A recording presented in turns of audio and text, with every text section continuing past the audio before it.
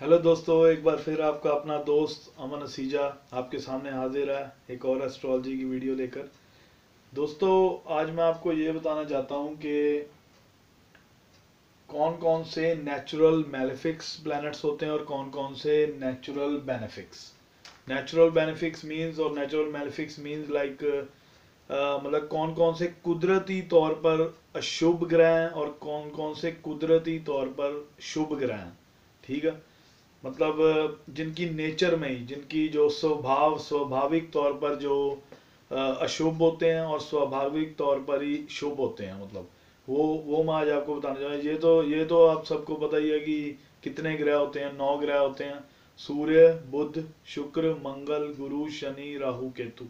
यहाँ पर मैंने लिखा भी हुआ आपकी और चंद्र। यहाँ पर आपकी कन्वीनियंस के लिए मैंने लिखा भी हुआ: सूर्य, मंगल, शनि, राहु, केतु, गुरु, शुक्र, बुध और चंद्र। ये 9 ग्रह होते हैं। बट इनमें से कौन कौन से कुदरती शुभ हैं और कौन कौन से कुदरती अशुभ हैं, वो मैं आज आपको बताऊंगा। जो नेचुरल मैलेफिक्स मतलब कुदरती अशुभ, और नेचुरल बेनिफिक्स कुदरती शुभ, जिनके स्वभाव में ही किसी के लिए शुभता करना है, और जिनके जो नेचुरल मैलेफिक्स हैं उनके स्वभाव में ही किसी के लिए मतलब बुरा प्रभाव मतलब बुरा करना। ठीक है, स्वाभाविक तौर पे बात हो रही है।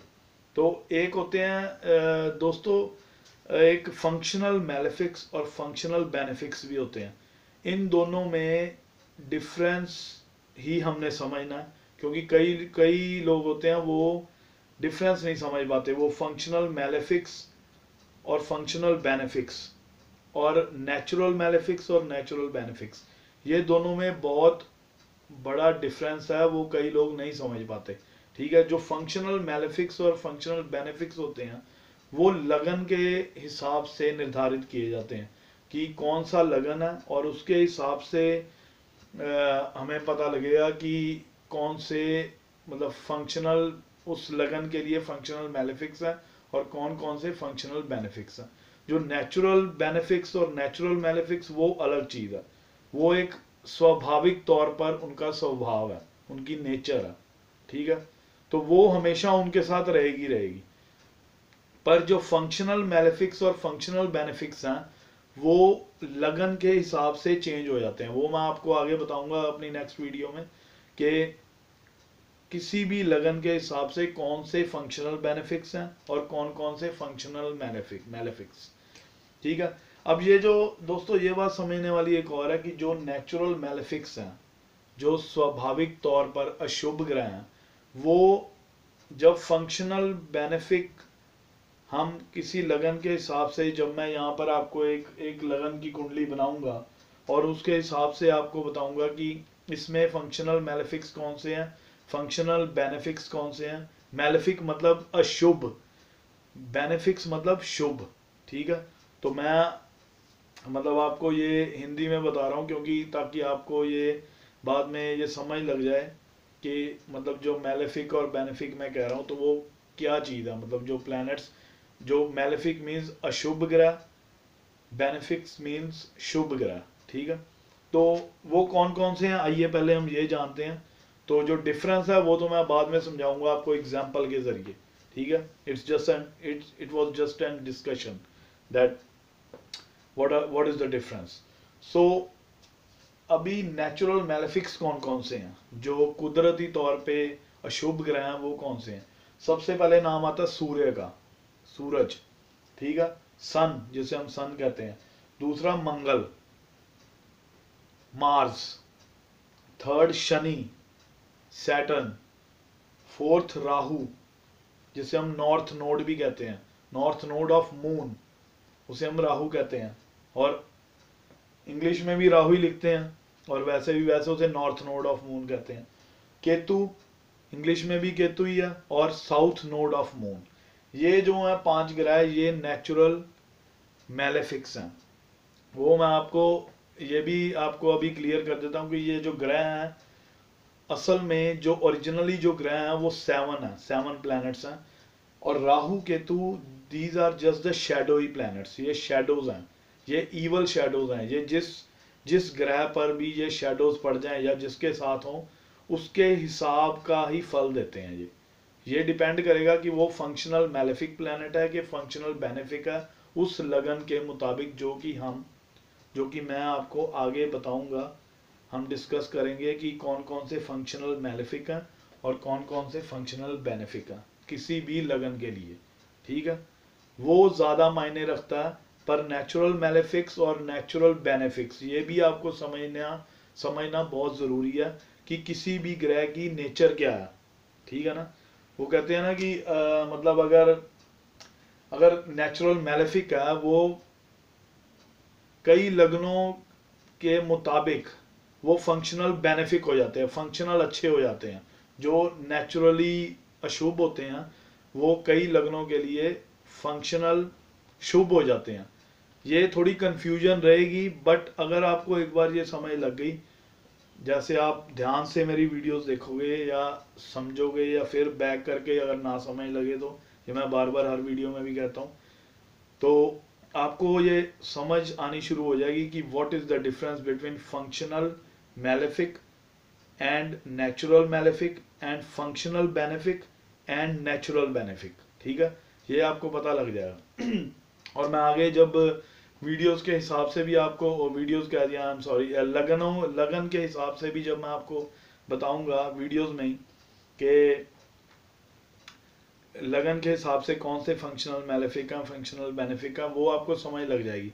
नेचुरल मैलेफिक और नेचुरल बेनिफिक का जो टॉपिक आएगा वो एक ही उस पर वीडियो बनेगी और एक बार ही मैं आपको बता दूंगा कि कौन कौन से नेचुरल मैलेफिक्स हैं और बेनिफिक्स हैं, ठीक है। बट ये आपने हमेशा अपने माइंड में रखना है कि कौन कौन से कुदरती तौर पर शुभ है, कुदरती तौर पर अशुभ है। बट जो फंक्शनल मैलेफिक और फंक्शनल बेनिफिक हैं किसी भी लगन के हिसाब से, वो हम बार बार यूज करेंगे आगे, ठीक है। मैं आपको बता दूं, क्योंकि जब लगनों की बात आएगी, जब हम कुंडलियां देखेंगे या लगनों की बात आएगी, उसमें हमें ये बार बार मतलब ये यूज करना पड़ेगा। ये जो मैं कह रहा हूँ, ये फंक्शनल मैलेफिक और फंक्शनल बेनिफिक ये बार बार यूज होंगे वहां पे, क्योंकि उसी के हिसाब से निर्धारित होगा उस ग्रह का उस लगन के हिसाब से क्या स्वभाव है, ठीक है। नेचुरल जो मैलेफिक, अगर उसका जैसे वो नेचुरल मैलेफिक एक शनि प्लैनेट है, मैं आपको एग्जांपल देता हूँ। जो शनि देव जी हैं वो हमने अभी डिस्कस किया कि वो नेचुरल मैलेफिक है, ठीक है ना। नेचुरल मतलब जिसके स्वभाव में ही अशुभता करना है, अशुभ ग्रह है वो, ठीक है। तो हम एक शनि का एक एग्जांपल लेते हैं। अब अगर हम वही उसी शनि को हम तुला लगन के हिसाब से लें या वृष लगन के हिसाब से लें, वहां पर ये one of the most functional benefic planet बन जाता है, शुभ ग्रह बन जाता है वहां पर, ठीक है। पर उसके जो स्वभाव में अशुभता है वो नहीं जाएगी, वो रहनी है। स्वभाव में अशुभता वो हमेशा रहनी है, क्योंकि वो कुदरती तौर पर अशुभ ग्रह है, ठीक है।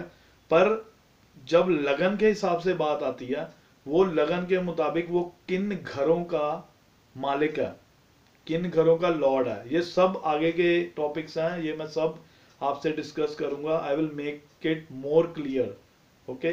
But just connected with my videos, तो आपको पता लग जाएगा कि ये क्या कह रहा है और कैसे कैसे ये वर्कआउट होती है सिचुएशन, कैसे फंक्शनल मैलेफिक और बेनिफिक्स की, और डिफरेंस क्या है नेचुरल मैलेफिक और बेनिफिक्स का। प्लैनेट्स 9 ही हैं, ग्रह 9 ही हैं, इन्होंने ही फंक्शनल मैलेफिक बन जाना है, इन्होंने ही फंक्शनल बेनिफिक बन जाना है। मतलब जो अशुभ ग्रह होंगे वही अच्छा फल करेंगे, जो शुभ ग्रह होंगे वही कई बार खराब फल करते हैं, क्योंकि लगन के हिसाब से, ठीक है। तो अब हम आ जाए नेचुरल बेनिफिक्स पे कि मैंने नेचुरल मैलेफिक्स आपको बता दिए, सूर्य मंगल शनि राहु केतु, जिनके स्वभाव में ही अशुभता है, अशुभता मैलेफिकनेस, ठीक है। अब हम आ जाए नेचुरल बेनिफिक्स पे कि नेचुरल बेनिफिक्स क्या होते हैं, ठीक है। मैं थोड़ा नजदीक कर देता हूँ आपकी कन्वीनियंस के लिए। नेचुरल बेनिफिक्स जो होते हैं मतलब कि कुदरती तौर पर शुभ ग्रह, ठीक है, जिनका स्वभाव शुभ करना ही है, पर किसी लगन के मुताबिक अगर हम देखेंगे जब वो किस घर का मालिक है, अगर वो गलत घर का मालिक होगा तो वो फंक्शनल मैलेफिक हो जाएगा। जो नेचुरल बेनिफिक है वो फंक्शनल मैलेफिक हो जाएगा। ये आपको आगे समझ लगेगी, अभी कंफ्यूजन आपको रहेगी कि व्हाट ही इज सेइंग, पर जैसे जैसे एग्जांपल्स आएंगे, आगे वीडियोस आएंगी, वो आप देखोगे आपकी कंफ्यूजन हट जाएगी। ठीक है, क्योंकि मैं डिफरेंस लगन के हिसाब से कुंडली रखकर आपको समझाऊंगा, या वैसे लगन बनाकर समझाऊंगा कि जब नंबर्स हम डालेंगे बीच में राशियों के। तो अभी नेचुरल बेनिफिट्स कौन से हैं? गुरु नंबर 1 पे, जो सबसे शुभ ग्रह है। दूसरे नंबर पे है शुक्र, उससे थोड़े कम में, पर ये भी बहुत शुभ ग्रह है। फिर थोड़ा नीचे आया था मरकरी, बुध। बुध के बारे में कहा गया कि अगर ये नेचुरल मैलेफिक के साथ होगा तो मैलेफिक मतलब अपना असर देना शुरू कर देता। अगर ये नेचुरल बेनिफिक ग्रह के साथ होगा तो नेचुरल बेनिफिक हो जाता। पर अगर हम स्वाभाविक तौर पर ओनली बुध की, सिर्फ बुध की अगर बात करें तो ये एक नेचुरल बेनिफिक प्लैनेट है, ये शुभ ग्रह है। ठीक है, तो अगर हम आ जाए मून पर, अब फोर्थ है मून, चंद्रमा। ये भी बहुत शुभ ग्रह है, बट इन सबसे थोड़ा कम है। क्योंकि ये इसकी स्ट्रेंथ पे डिपेंड करता है कि मून कुंडली में, चंद्रमा कुंडली में कितना स्ट्रांग है, और वो उस हिसाब से ये भी फल करता है। क्योंकि अगर अगर चंद्रमा ज़्यादा स्ट्रांग नहीं होगा, सूरज के ज़्यादा नज़दीक होगा, और मतलब अमावस्या आने वाली होगी, ठीक है, मतलब सूरज के पहले घरों में होगा और नज़दीक होगा, 2-3 घर मतलब कि नज़दीक आ जाएगा, तो वो थोड़ा अशुभ फल देना शुरू कर देता है। मतलब उसका जो प्रभाव है वो थोड़ा कम हो जाता है, नील हो जाता है, क्योंकि उसकी पावर कम हो जाती है। ठीक है, तो वो अपना रिजल्ट फुली नहीं दे पाता, मतलब उसकी शुभता में कमी आ जाती है। तो चंद्रमा इस करके इसके लिए वो 4th नंबर पे है। ठीक है, तो जैसे जैसे वो सूरज, जब अमावस्या चली जाएगी, जैसे जैसे वो आगे बढ़ी जाएगा राशियों में, तो उसकी स्ट्रांगनेस वापस आएगी और वो शुभ होता जाएगा। ठीक है, तो इसलिए चंद्रमा जो ग्रह है वो 4थे नंबर पर आता है। तो सबसे पहले नंबर में शुभ ग्रह कौन सा? गुरु। दूसरे पे शुक्र, तीसरे पे बुध, और चौथे पे चंद्रमा।